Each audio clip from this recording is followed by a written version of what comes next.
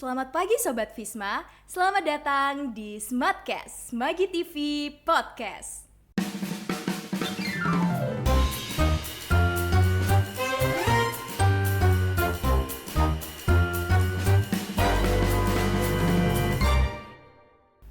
Perkenalkan, saya Naura Salsabila selaku pembawa acara dalam serial Smartcast kita kali ini.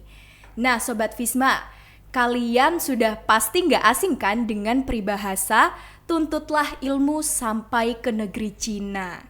Kali ini, Smartcast kita kali ini berkesempatan mendatangkan dua bintang tamu yang tentunya sangat spesial. Nah, salah satunya yaitu tokoh yang sangat berpengaruh di bidang pendidikan di Kabupaten Banyuwangi dan juga salah satu siswa berprestasi yang ada di SMA Negeri 1 Giri. Langsung saja Sobat Visma kita kenalan nih ya kepada dua bintang tamu kita kali ini. Ada Bapak Ahmad Jainuri, SPD MPD selaku Kepala Cabang Dinas Pendidikan Provinsi Jawa Timur wilayah Kabupaten Banyuwangi. Dan Mas Ferio Atala Putra selaku siswa kelas 12 SMA Negeri 1 Giri. Apa kabar Bapak Ahmad Jainuri dan Mas Fer? Alhamdulillah sehat. Ya, Alhamdulillah baik. Karena masih hari Senin harusnya masih semangat sih Pak. Semangat banget.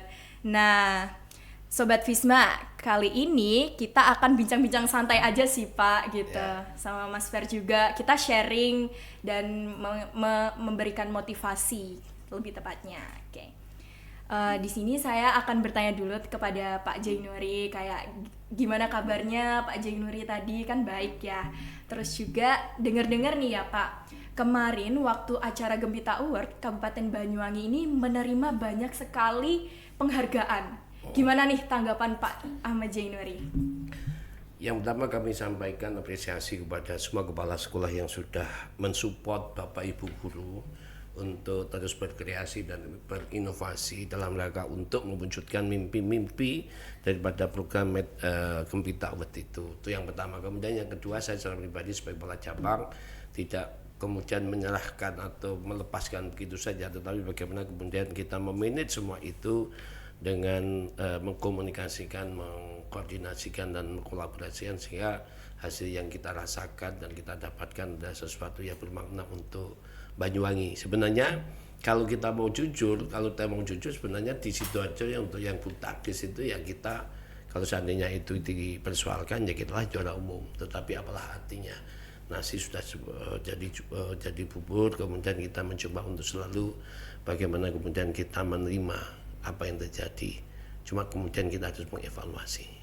Seperti itu. Betul banget sih Pak, karena memang sepertinya Banyuwangi itu kan banyak sekali prestasinya. Oh banyak banget kan banyak. Pak. Iya benar banget. Terus di sini kita kan bareng Mas Ferio juga nih Ya. Pak. Nah Mas Ferio ini Pak J, dia ini keterima di salah satu perguruan tinggi yang ada di Tiongkok, yaitu di Universitas Beijing Institute of Technology. Nah, wah keren banget. Karena ini juga beasiswa juga nggak sih Mas Fer? Alhamdulillah ya beasiswa. Wah keren banget. Nah di sini Mas Fer kita kan mau sharing sama Pak J juga. Bisa kali kayak kenalin diri Mas Fer sendiri. Mas Fer ini orangnya seperti apa sampai bisa-bisanya itu kayak keterima di universitas yang ada di Tiongkok gitu.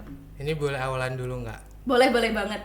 Ni hao, Woshe Ferio Atala Putra. Jadi itu artinya kalau di bahasa Tiongkok, di bahasa Mandarin itu, halo nama saya Ferio Atala Putra. Jadi kalau yang seperti Naura tanya tadi, saya ini sebenarnya seperti apa sih Pak Jainuri, seperti apa sih teman-teman, kayak sejujurnya Ferio ini punya keinginan yang besar untuk bisa bermanfaat buat diri Ferio sendiri maupun buat orang-orang di sekitar Ferio, kayak teman-teman siapapun itu yang ada di sekitar Ferio. Jadi kayak dari awal kelas 10 itu Ferio sebenarnya ada salah satu titik di mana Ferio di SMA ini insya Allah akan sukses. Karena apa?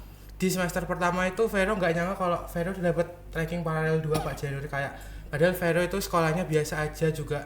Ternyata di akhir semester 1 ada penghargaan paralel, Vero dapat alhamdulillah paralel 2. Dari situ Vero juga langsung memacu kayak kalau bisa tahun depan itu harus 1. Terus dipertahani juga, diperhatikan bagaimana cara belajarnya. Dulu kelas 10 itu Vero nangis-nangis Pak Jainuri karena nggak dibolehin les sama mama sama ayah juga. Itu bukan berarti nggak boleh karena mereka nggak punya uang ya, karena Ferio yakin kalau mereka itu percaya Ferio itu bisa. tanpa les pun Vero itu bisa, dan Vero buktikan Vero benar-benar bisa. Lalu ada di mana saatnya kejuaraan besar pertama Vero yang internasional itu waktu student conference di Thailand, waktu itu ISC yang ke-7. Alhamdulillah Vero dapat juara 1 di sana di kategori lomba skit. Jadi skit itu mini teater drama gitu yang membawa cerita yang lucu. Terus dari situ Vero jeda sebentar. Di awal tahun 2024 kemarin Vero diajak sama 2 kakak kelas alumni yang sekarang ada di UI dan di ITS itu. Vero diajak lomba Economic Research Paper di Universitas Indonesia. Alhamdulillah juga juara ketiga waktu itu. Nah dari situ Vero mulai agak seret nih. Vero ikut lomba di sini kalah, di situ kalah, di mana-mana Vero kalah, kayak sampai di titik Vero merasa rendah banget itu waktu nggak dapat paralel pertama di semester 4 kemarin. Itu kayak wah ini ada yang salah dengan Vero, apa yang harus dilakukan Vero. Di situ Vero mencoba ikut lomba lagi ke Jogja, kemarin 2 kali kalah. Terus ikut duta SMA yang diselenggarakan Direktorat SMA, Vero juga kalah, kayak nggak masuk nominasinya gitu. Nah Vero jeda sebentar supaya menata diri lagi. Waktu Desember kemarin ada sebuah motivasi di mana Vero tuh lihat orang dari Malang, namanya itu Kak Aileen. Kalau Vero lihat di Instagramnya itu beliau lagi kuliah di CUHK Shenzhen, Chinese University of Hong Kong di Shenzhen di China. Jadi dari situ Vero reach out gimana caranya, ternyata ada caranya gini. Kalau dari Vero sendiri tuh Vero orangnya tuh gak takut kalah karena capek, tapi nggak takut kalah karena pasti akan ada sesuatu yang menunggu buat Vero. Pengalaman ya pasti. Betul. Ya. Gimana ini tanggapan Pak J? Kayak tadi kan tentunya perjuangan Mas Vero itu dimulai dari kelas 10, kayak ada naik turunnya juga. Apakah memang ada tanggapan untuk Mas Vero ini, Pak J Nuri? Filosofi kehidupan adalah orang jangan sampai kemudian patah hanya karena sebuah kegagalan. Karena kegagalan adalah sebuah keberhasilan yang tertunda. Kita harus selalu mau merefleksikan diri kita. Kita harus mau mengevaluasi diri kita. Bagaimana sebenarnya yang terjadi pada diri kita. Itu yang pertama. Kemudian yang kedua adalah membangun komunikasi dengan siapapun itu sangat penting. Menguji kemampuan kita di event apa saja pun itu sangat penting. Kegagalan bukan sesuatu yang menghantui kehancuran diri kita, tapi kegagalan bagi orang-orang bijak akan selalu dijadikan sebagai lompatan untuk sebuah keberhasilan besar. Seperti itu. Sehingga kalau kita melihat apa yang saya pegang oleh Mas Vero tadi, coba kita lihat kegagalan demi kegagalan tidak kemudian melemahkan semangat untuk mengikuti kegiatan. Kemudian pada titik tertentu Mas Vero membuka IG-nya ya, salah satu anak Malang, kemudian dia mengkomunikasikan dan mencari informasi bagaimana kemudian kita menjadi orang-orang yang sangat luar biasa. Oleh sebab itu untuk semuanya, untuk anak-anakku semua, jangan dijadikan kegagalan itu sebagai kehancuran, tapi kegagalan itu dijadikan sebagai bentuk keberhasilan yang tertunda. Kita harus berjuang. Tidak ada sesuatu yang tidak kita perjuangkan, harus kita perjuangkan. Tidak ada yang instan ya Pak? Tidak ada instan. Proses itu akan selalu ada. Cuman saran saya Mas Ferdi ya, Tuhan akan lebih sayang pada kita manakala kita lebih mencintai keberadaan daripada Tuhan. Betul. Karena apapun yang terjadi kita bukan siapa-siapa. Berkat Allah SWT yang kemudian kita dibimbing dan ditunjukkan jalan yang terbaik. Dan saya yakin anak-anakku semua, saya yakin semakin banyak jaringan, semakin banyak teman kita, maka disitulah kita akan melihat seberapa kecil kita. Betul. Sehingga kita akan selalu berjuang untuk membesarkan diri kita untuk mencapai sebuah keberhasilan. Jadi memang kegagalan itu jangan dijadikan patokan ya Pak? Iya, betul. Karena memang kegagalan itu adalah keberhasilan yang tertunda itu tadi. Dan setiap orang selalu ada itu. Saya seperti ini pun juga selalu ada kegagalan. Tapi bukan kemudian kegagalan kemudian diartikan, oh ini nggak bisa seperti itu. Hanya orang-orang yang memiliki struggle for life yang baguslah yang kemudian diimbangi dengan survival of value yang bagus. Insya Allah dua hal itu kalau kita perhatikan betul, ya seperti video. Ya kan? Berhasil. Amin. Jadi memang sungguh prestasi yang membanggakan juga karena bisa sampai ke Cina, tapi dengan beasiswa, jadi tanpa dipungut biaya. Nah, bisa ceritakan juga gimana sih awal mulanya Mas Ferio ini tuh bisa menemukan beasiswa di Cina ini tuh tadi? Jadi setelah gagal-gagal di tahun 2024 itu jujur Vero sudah muak sama 2024. Kenapa isinya gagal terus. Terus Vero kayak di suatu hari itu Vero kayak, ya Allah ini Vero mau dibawa kemana sih? Akan ada apa setelah ini? Lalu saat itu di bulan Oktober kalau nggak salah ikut nganterin adik lomba kan. Adiknya Vero kan juga ikut lomba-lomba kayak Vero dulu. Jadi tentu di rumah itu penuh motivasi sekali. Terus kok nggak sengaja di Malang itu Vero buka Instagramnya si anak Malang itu tadi. Terus Vero reach out lah sembari nunggu adik lomba itu. Vero reach out anaknya, Kak bagaimana ya, apakah ada akses. Terus untungnya orang-orang yang sudah dapat scholarship itu pasti mereka akan suka membantu, akan suka sharing bagaimana caranya. Jadi alhamdulillah si Kak Elin itu ngasih tahu kalau untuk kuliah di Cina itu ada salah satu agen pendidikan yang bisa membawa kita ke sana. Jadi agen itu udah punya jejaringnya.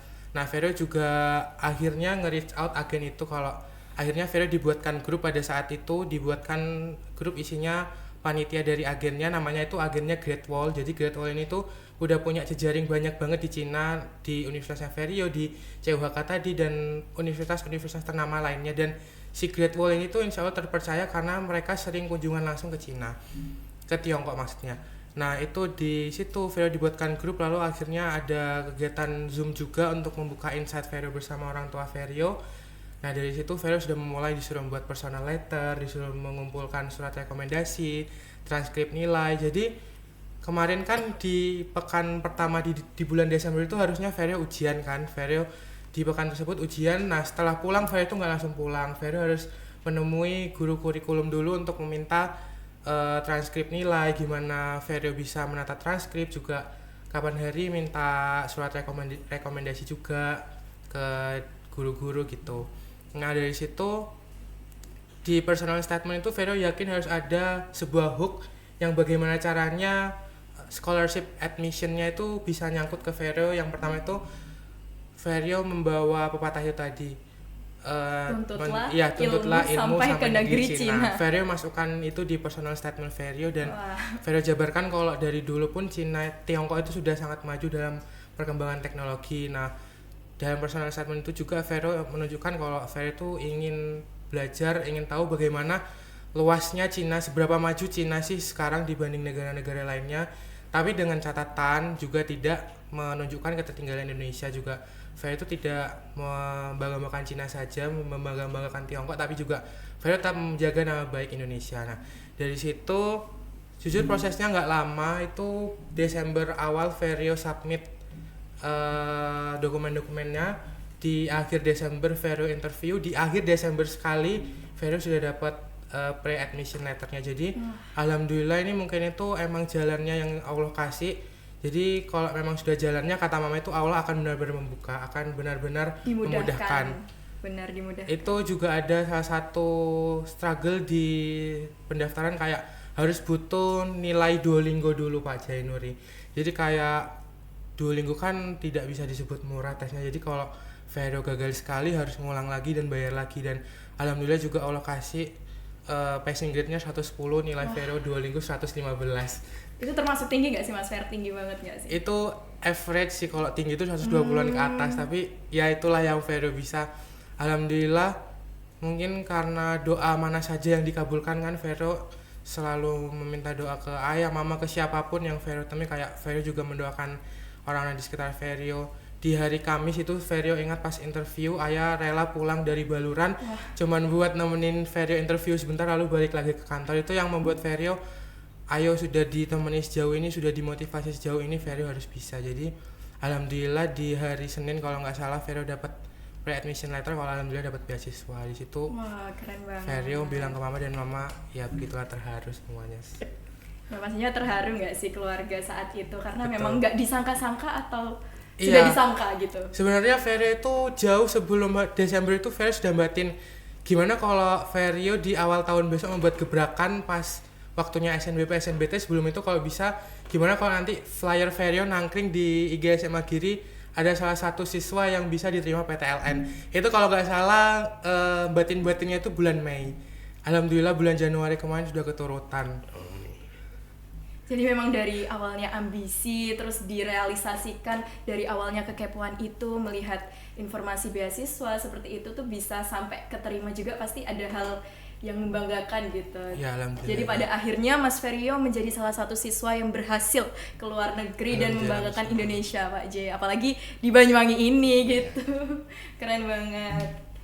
Baik.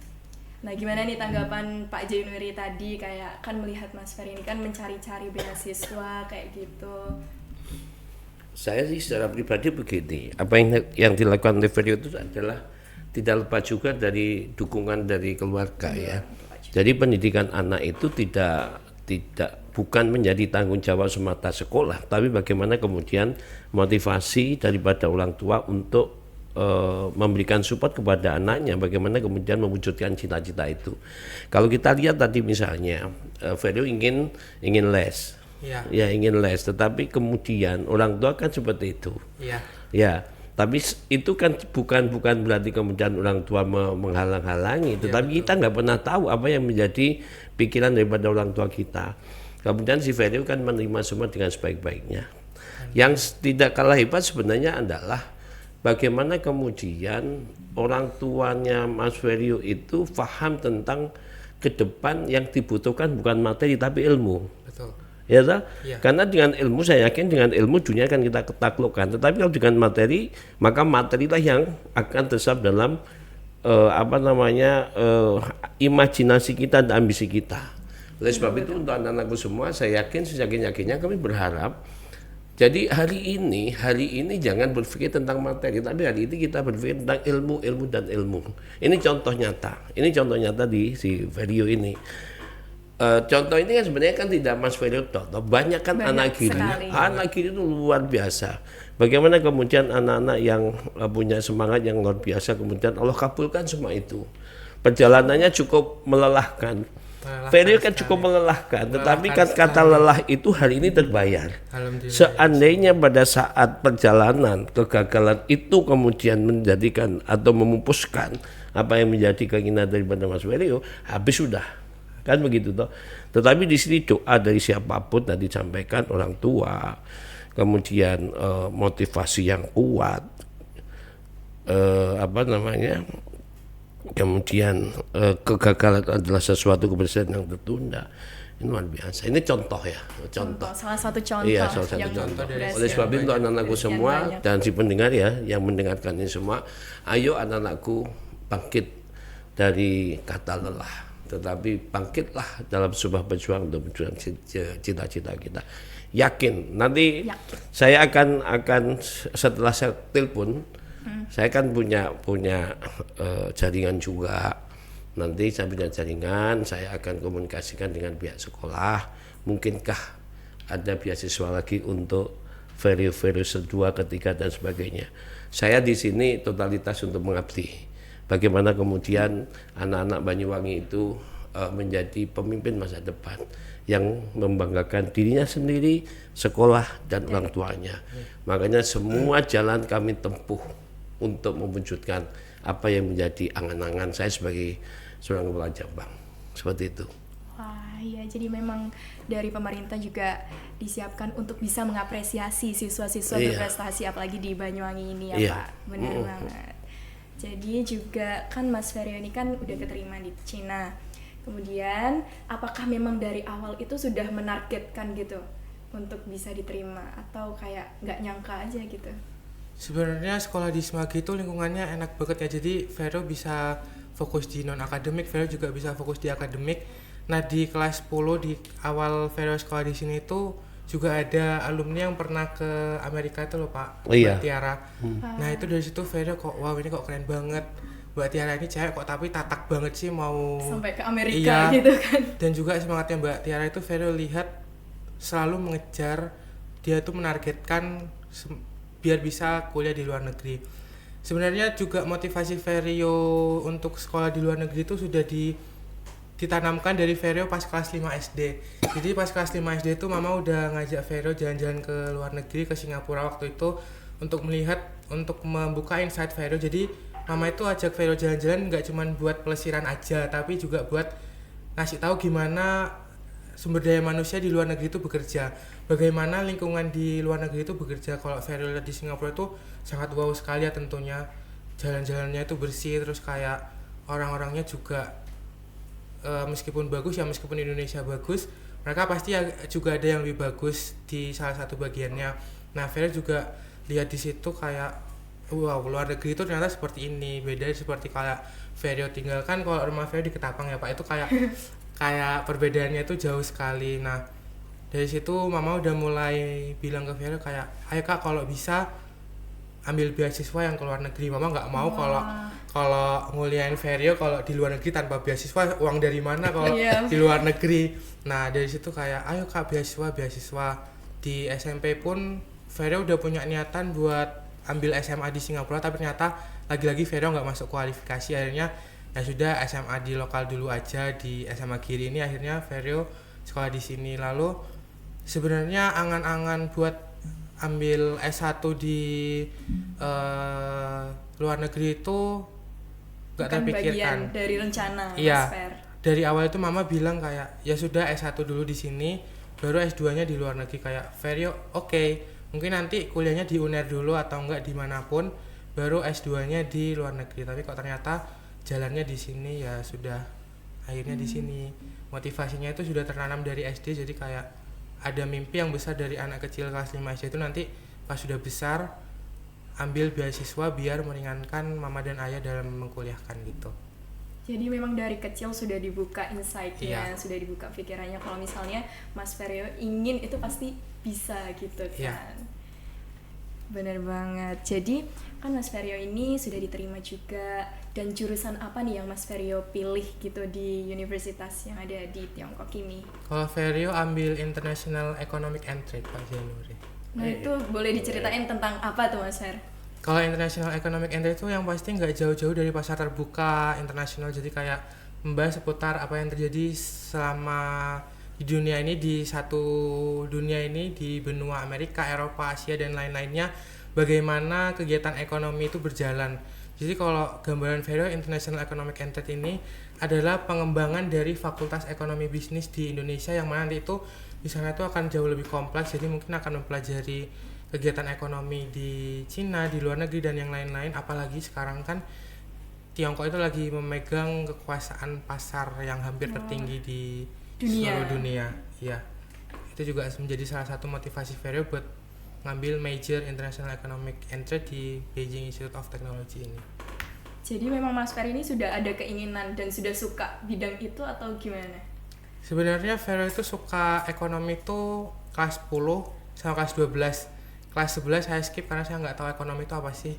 Kayak rumusnya banyak, terus kayak teori-teorinya banyak, tapi saat mengenal akuntansi di kelas 12 ini Vero kayak mulai buat tabel itu seperti ini, buat tabel akuntansi. Mulai tertarik gitu ya Mas? Iya, jujur mulai termotivasi itu pas belajar akuntansi di semester pertama kemarin. Kayak meskipun bulat, meskipun mumet, tapi suka kalau nata tabel itu nanti debitnya di sini, kreditnya di sini, nanti apakah ada selisih atau enggak kayak gitu. Wah, jadi memang dari awalnya suka terus ingin gitu, akhirnya bisa masuk ke jurusan yang sesuai yang Mas Vero suka gitu. Suka, nggak suka, terus suka lagi. Suka, nggak suka. Nggak suka. Ya, di skip gitu kelas 11. Iya. Keren sekali memang Mas Vero ini ya, Sobat Visma. Jadi kayak di balik kekerenan Mas Vero ini pasti kan tadi sudah cerita ada perjuangannya, ada naik turunnya, pasti kayak ada keinginan yang Mas Vero pengen menyerah tapi kayak inget lagi kayak harus berjuang lagi kayak gitu. Nah Mas Vero bisa kayak ceritain tips and triknya biar bisa keterima di Universitas Impian Mas Vero. Kalau tips dari aku itu kayak sederhana saja, kayak eksplorasi diri kamu dimanapun diri kamu berada. Kalau misal Vero sekolahnya di Semagi itu ada apa aja sih? Apakah ada tempat yang bisa buat Vero kembangkan untuk sekolah di sini sama sekolah di sini? Kalau Vero itu kelas 10 emang belum ikut organisasi apa-apa, tapi akhirnya pada kelas 11 Vero memutuskan untuk ikut Semagi TV ini Pak Januari. Jadi keren. Vero juga alumninya Semagi TV. Jadi fun fact ya teman-teman, Mas Vero juga pernah ikut di organisasi jurnalis yaitu Semagi TV. Karena Vero suka sekali menulis, maka Vero ikut ini Pak Januari, dan Vero masuk ke divisi scriptwriter. Benar-benar memaknai hobi Vero, dan juga sempat menang FLS 2N juga yang jurnalistik. Wah, tingkat keren. kabupaten. Alhamdulillah. Ya kalau dari Vero itu yang pertama eksplorasi diri, ketahui apa potensi diri kalian sendiri. Jadi kalau bisa tuh kembangkan dimanapun wadahnya, yang penting wadahnya itu mendukung dan itu membawa perkembangan dan kemajuan buat kamu, itu lakukan. Dan juga yang kedua, jangan takut gagal. Seperti yang dikatakan Pak Januari tadi kan, kalau gagal itu adalah kesuksesan yang tertunda. Jadi Kesuksesan yang tertunda. gagal dulu itu nggak apa-apa. Kalau menurut Vero, gagal dulu itu nggak apa, karena di kedepannya itu Vero yakin Allah itu akan ngasih hadiah yang besar buat Vero ya. Salah satunya ini. Wah, Terus yang ketiga itu jangan lupa untuk selalu, kalau sudah terwujud jangan lupa bersujud. Jadi Wah. kalau sudah Masya Allah. jangan habis minta tercapai terus nggak sujud lagi, itu jangan. Ingat Allah, ingat orang tua, ingat orang-orang yang sudah rela meluangkan waktu untuk mendoakan kita. Ingat waktu yang sudah kita habiskan untuk menghadap kepada Allah itu jangan sampai sia-sia setelah kita mendapat apa yang kita inginkan gitu. Wah ya, terus kalau misalnya dari Pak Januari sendiri, apakah ada nih tips and trick biar teman-teman pelajar semuanya bisa mendapatkan sesuatu yang dicita-citakan sejak dulu kayak gitu? Oke, saya mulai dari teman-teman yang ada di sini ya, Bapak Ibu guru ya. Yang disampaikan oleh si Vero tadi, Mas Vero tadi, coba kita pahami diri kita itu siapa. Kemudian mau dibawa kemana kita. Terus cara kita seperti apa agar apa yang kita inginkan, apa yang orang tua inginkan terpenuhi dengan baik. Guru-guru yang ada di SMA Kiri adalah guru-guru yang sangat luar biasa. Begitu kami hari ini kan ada pendekatan kurikulum baru di kurikulum yang sekarang, apakah itu nanti baru atau enggak, kita menunggu pemerintah. Tetapi dengan adanya deep learning itu sama. Jadi yang disampaikan oleh Mas Ferry tadi itu benar. Jadi anak-anak itu adalah bagaimana membangun joyful learning, belajar yang mengasihkan, belajar yang menyenangkan, mindful learning. Ini dah contoh. Dan guru sini adalah guru yang luar biasa. Sangat luar biasa. Iya, ada yang mampu mengeksplorasi, memberikan motivasi, memberikan kesempatan kepada anak-anak untuk melatih dirinya. Tetapi yang hari ini harus kita kembangkan dan harus kita sampaikan kepada yang lain adalah jangan takut mengungkapkan sesuatu. Jadi kita salah itu bukan berarti sebuah kegagalan, tidak. Kita salah bukan kemudian menunjukkan kebodohan kita, tidak. Tapi kesalahan itu adalah awal daripada otak kita berpikir kembali. Oh ini begini. Di mana titik kesalahannya, kita buka referensi yang lain. Dan itu adalah kewajiban kita agar ada kebermaknaan di dalam pembelajaran kita. Dan seperti yang kan Rizal bilang, agar ada kebermaknaan diri kita. Contoh seperti ini, Naura bisa seperti ini. Artinya apa? Ada sesuatu yang ada di dalam Naura. Itu harus dieksplor. Kan ya, dieksplor. Tinggal bagaimana kemudian kita memanage potensi yang ada dalam kita menjadi sesuatu yang berarti. Kan begitu. Betul. Kalau saya melihat ini loh, kemudian saya kaitkan dengan bagaimana pembelajaran yang kemudian di sini ada deep learning itu. Oleh sebab itu sangat luar biasa. Kemudian yang berikutnya untuk anak-anakku semua, Kiri ini sebenarnya kan banyak. Kemarin ada yang ke Jepang. Iya kan? Benar, ada yang di Jepang. Yang ke Amerika itu yang mana? Ada juga. Itu ada toh? Kelas 12 ya, juga. Itu sebelah Vero kelasnya. Ada kan? Ada. Artinya apa? Ini adalah salah satu bukti bahwa jika kita mau membuka jaringan, jika kita mau berkomunikasi dengan pihak luar, kemudian kita mengambil sisi-sisi positif dari setiap komunikasi kita, dan jika itu memungkinkan kita bisa masuk, kenapa tidak? Kan begitu. Cuman masalahnya hari ini adalah banyak di antara kita lengah. Kita terbuai dengan keindahan-keindahan yang menyenangkan diri kita yang saat saja. Contoh misalnya, berapa banyak anak yang kemudian istiqomah untuk belajar dengan baik. Berapa banyak anak yang kemudian mengabaikan semua. Coba kita lihat semuanya itu. Nah kalau seandainya apa yang seperti yang dikatakan Mas Sekretari tadi dan teman-teman yang kemarin ke Jepang dan ke Amerika itu, ayo kita lihat. Oh ini begini, oh ini. Kenapa? There is nothing to easy, there is nothing to possible toh. Tidak ada yang gampang dan tidak ada yang nggak mungkin. Kan begitu toh. Tergantung pada bagaimana struggle for life kita, kemudian survival of video kita. Naura Salsabila punya value yang bagus. Punya value yang bagus. Teman-teman juga punya value yang bagus. Tinggal bagaimana kemudian di-manage. Kan gitu. Iya. Karena kalau begitu kita punya value yang bagus, kemudian kita punya structure value yang bagus, di sini ada kunci keberhasilan kita. Di sini letak kunci keberhasilan kita. Ambil contoh yang Mas Vero tadi. Saya banyak contoh ya. Saya tuh banyak contoh sebenarnya teman-teman yang kemudian termasuk murid sukses. Ya, itu bukan berangkat dari high class ekonomi, tidak. Tapi dari low class ekonomi perjuangannya. Kita siapa Mas Mbak Salsabila yang kemarin dapat beasiswa di Poltek nuklir itu, Mas Reki itu. Nah, Mas Reki. Coba kita lihat itu. Indah kalau kemudian dikaitkan dengan Reki. Coba suatu ketika hadirkan Reki, ada value dan teman-teman kita. Ayo kita diskusi. Kenapa? Kita ambil sisi positifnya.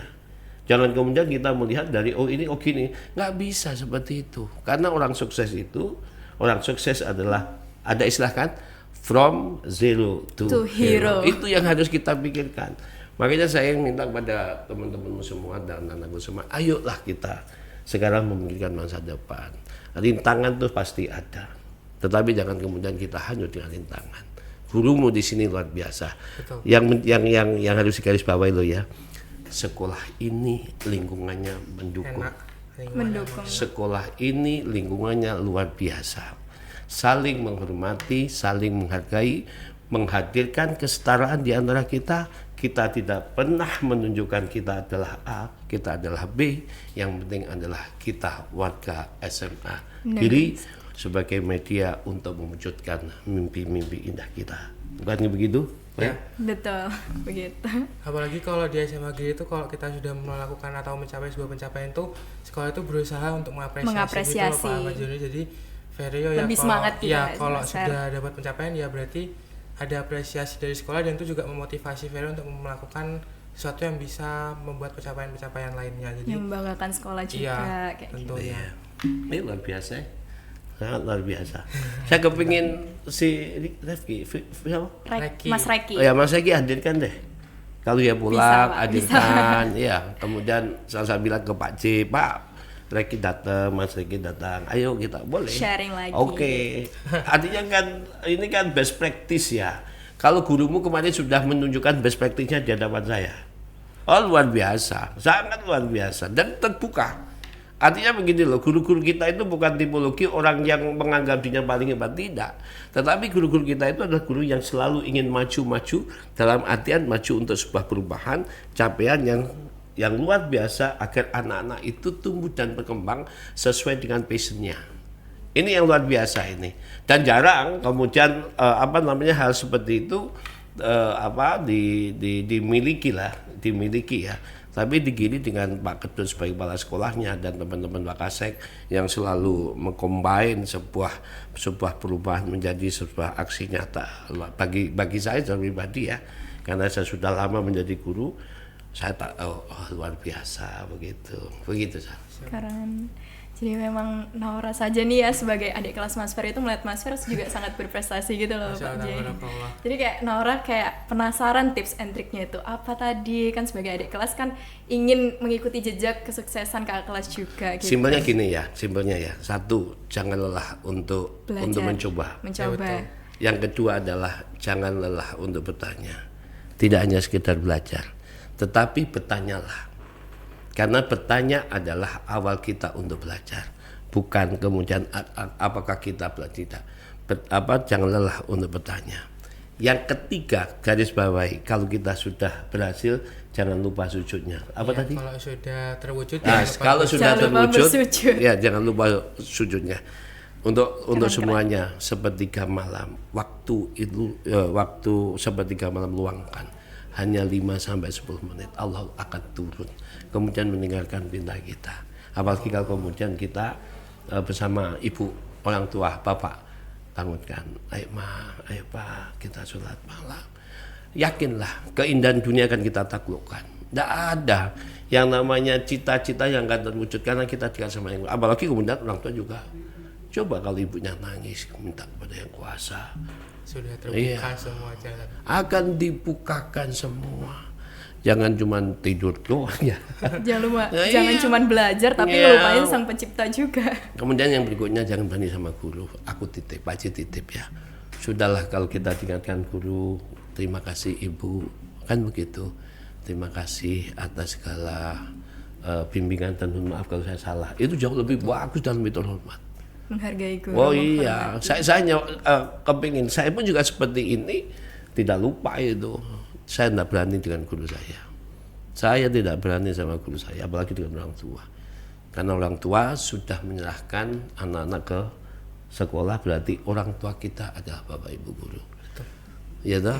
Dan beliaulah yang kemudian membimbing kita. Betul. Nah kalau kemudian kita berani, bagaimana kemudian ilmu yang beliau berikan, beliau adalah orang yang ikhlas, tulus, kan begitu toh. Saya luar biasa, makanya begitu ada kegiatan podcast, oh oke kan gitu aja kan. Karena apa? Saya bisa mengeksplor anak-anak seperti itu. Iya toh. Memberikan ruang untuk anak. Oh ya pastilah. Deep learning bukan sesuatu yang baru, tapi deep learning adalah menjadikan motivasi bagi kita semua untuk tumbuh berkembang. Tapi kalau kita diskusi banyak ya, Mas Alsamila ya, ada yang namanya teori kuantum, selamat tinggal kebersamaan, selamat datang keragaman. Banyak sebenarnya kalau kita mau belajar semua, dan itu kalau kita membaca, kita adalah orang-orang yang haus dengan semua itu. Sebenarnya tadi haus dengan kegagalan, bukan haus dengan keberhasilan loh ya. Ini harus haus dengan kegagalan, karena di kegagalan itu kita bisa mengevaluasi dan bisa merefleksi. Tetapi kalau kemudian kita haus dengan keberhasilan, yang ada apa? Ambisi dan ambisi, proses kita lupakan. Tapi kalau kita haus kegagalan, maka di balik kegagalan pasti ada nilai positifnya. Jadi kayak dijadikan pengalaman aja itu kegagalan. Mentalitas kita sudah bangun.